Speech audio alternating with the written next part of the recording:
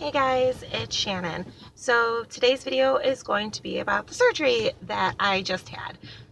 If you're not caught up with my videos, it might be a good time to do that because this will be the third video kind of talking about everything. The first video is why my family's doing IVF. The second video is everything that we've done so far to get ready for IVF, and also explaining the reasons why I needed to have this surgery. So you might want to check those ones out and then come back to this one if you're curious. So it's been exactly 1 week since my last surgery. I had it last Thursday and today is Thursday. So it's been 1 week, and I guess we'll kind of just go through everything that happened. So my surgery was scheduled for 1 o'clock. So we had to be at the hospital at 10:45, I believe. And I couldn't eat or drink anything after midnight, except I could have water up until 8:45. They said 2 hours before I was supposed to be at the hospital, I shouldn't drink any water after that. So that's what I did. And of course, I wanted coffee so bad, but I didn't drink my coffee. I'll drink coffee right now, though. So I didn't have any coffee or anything to eat, and the eating really wasn't bugging me because normally I don't get hungry until around noonish anyways. So we got to the hospital and I had to do like all the checking in and then a lot of waiting. And then when I finally got to my room, I had to do a urine pregnancy test, which obviously came back negative. And then they actually started my IV, and it was just like the saline water and everything like that. And then again, it was just the waiting game. And then I didn't actually go in for surgery until closer to, I think, like 1:45. So the lady, a bunch of people came in and told me about like the anesthesia and everything that was going to be happening and all of that. And I was terrified that there was going to be complications and they were fully going to have to slice me open like my previous surgery. And that was a really long recovery, to where I was told that this was hopefully going to be happening laparoscopically, so it wasn't going to be as invasive. So I was super hopeful that that's what everything was going to end up being. But I was still terrified. So when the nurse came in, she just, right before surgery, she had to remind me that there is a chance of it being more invasive. And I just broke down crying because I was so scared and nervous of that happening. But she actually put an IV into my IV medicine that she said was going to be kind of more like a relaxing thing, but was basically going to make you feel drunk, and that it can sometimes cause short-term memory loss. So she said I'd be awake in the operating room for a little bit before they did everything, but I probably wouldn't remember too much. So she put the stuff in my IV after I was crying because I got scared, and then all of a sudden I got like super lightheaded, and I'm like, okay, this is working. I'm definitely feeling kind of drunk right now. So I remember that, and then going into the operating room, and I remember talking a little bit and seeing my doctor, and then the last thing I remember was them putting the mask over my face. And that's the last thing I remember. Oh, and they also told me that they were going to have to do like the tube down my throat, and I was going to have a catheter in. So it was just like a whole lot that I'm like, oh my gosh, I can't believe I'm volunteering for this surgery right now, because it sounded really scary. So the surgery lasted about 2 hours, and I woke up in the recovery room, and I just remember being super tired, but not feeling any pain, which seemed really weird. So then it was an outpatient surgery. So then after I woke up in recovery, I stayed there for a little bit, and then I went back to my room and had to, like, all I wanted to do was sleep. But they're like, no, you need to wake up, you need to wake up, you need to wake up. And I was super hot.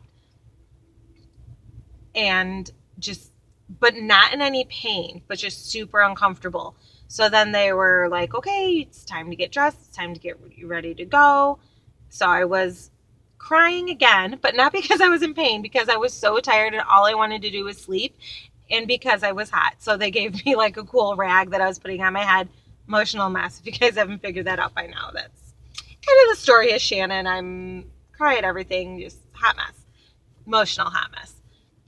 So driving home, I slept in the car. It's about the hospital is about a 45-minute drive from my house. So got home at about 6:45. And we stopped at Walgreens. So I didn't fill the prescription that they gave me. They gave me a prescription for Norco, but I didn't want to take a heavy pain medicine. I didn't want to take a medicine that was going to make me feel any different. Like, I have a 12-year-old son, and I still wanted to be alert and everything like that. But I still had the prescription just in case the pain was too much to bear. Then I would have my husband go fill my prescription. But that ended up not having to do that. I just ended up taking ibuprofen. But we went to Walgreens because I did have to buy pads, because they actually didn't just remove my fallopian tube. They also did a hysteroscopy, which I guess is like a camera checking out my uterus and everything like that. And so I was bleeding, so I needed to get the pads. So, and I didn't tell you. So apparently the doctor told my mom that everything went good and to make an appointment for 2 weeks to discuss everything. Like, that's all the information I got.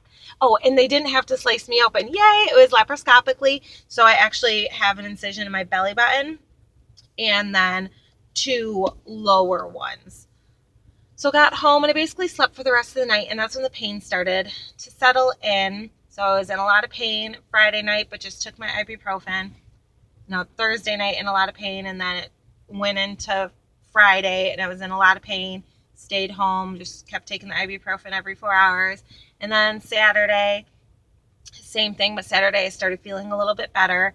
On Sunday, I started feeling more myself. I was still taking the ibuprofen, but I was able to get up and move around without being in too much pain, which was really good. And my niece's birthday party was actually on Sunday, so I went there for just a little bit, and so it was nice to get out of the house. And then Monday was Memorial Day. Actually ran some errands and went shopping for our new house with my husband, and was kind of sore after that. But I was able to get through it and everything, so that was good. Then we went to dinner on Monday. Tuesday was just a chiller day. My son was back at school, my husband was back at work, so I was just relaxing at our old house because we're not moved into the new house yet. But I did pop over by the new house and do a little bit of cleaning. And then same with yesterday, just cleaning and getting up and moving. And yesterday took no pain medicine or anything, was feeling a lot better. So that was really good. And my first day back to work is today. That's why I'm in a parking lot, because I get to work a lot earlier than I need to, just because of traffic and everything. I'm a nanny, by the way.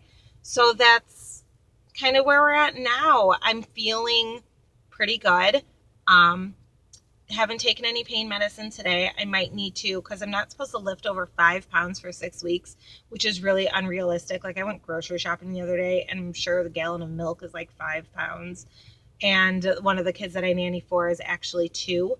So I will be having to pick her up and out of her crib and things like that. But I'm not in any pain right now. There's a little bit of pressure on my stomach still. I can feel that something happened. So I'm not 100%, but I'm definitely feeling a lot better.